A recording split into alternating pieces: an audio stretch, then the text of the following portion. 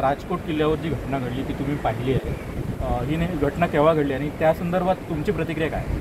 नमस्कार मित्रांनो, जय शिवराय. मी पण एक शिवप्रेमी आहे आणि शिवपुत्र म्हणून तुमच्याशी संवाद साधतोय. खरोखरच घडलेली घटना ही अतिशय दुर्दैवीच आहे. कारण अखंड हिंदुस्थानाची अस्मिता असलेले शिवाजी महाराजांचा हा भव्य दिव्य पुतळा आपल्या इकडे घडवला गेला आणि त्याच्यानंतर आमच्यासाठी ती अभिमानाचीच गोष्ट होती.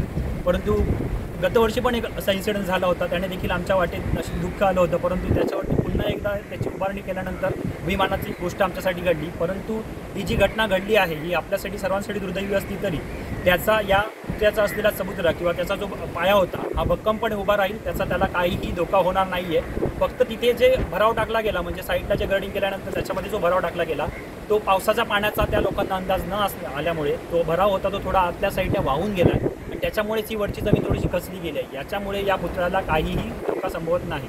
त्याच्यामुळे जे सोशल मीडिया किंवा इतर कुठे ज्या पसरवल्या जाणाऱ्या बातम्या आहेत त्यांचा विचार किती गांभीर्याने घेतला पाहिजे हे आपण देखील ठरवलं पाहिजे आणि त्या कोणत्याही अफवांवर विश्वास ठेवू नका. याच्याने आपल्या महाराजांच्या अस्मितेला कोणताही धोका पोहोचणार नाही.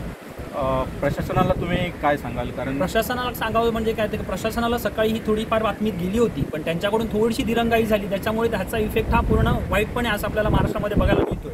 कारण त्यांना अगोदर ही बातमी दिली होती की इथे असं झालं आहे आणि तेवढं त्यांचंही लक्षात नसेल की एवढं झालं असणार.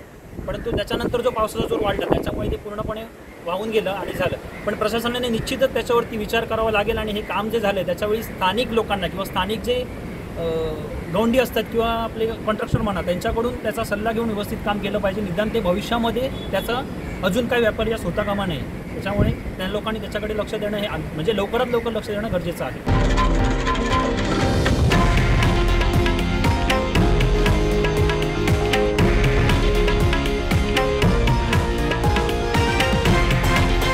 हे आहे देशातील नंबर 1 न्यूज नेटवर्क आणि आपण पाहत आहात TV9 मराठी, एकमेव.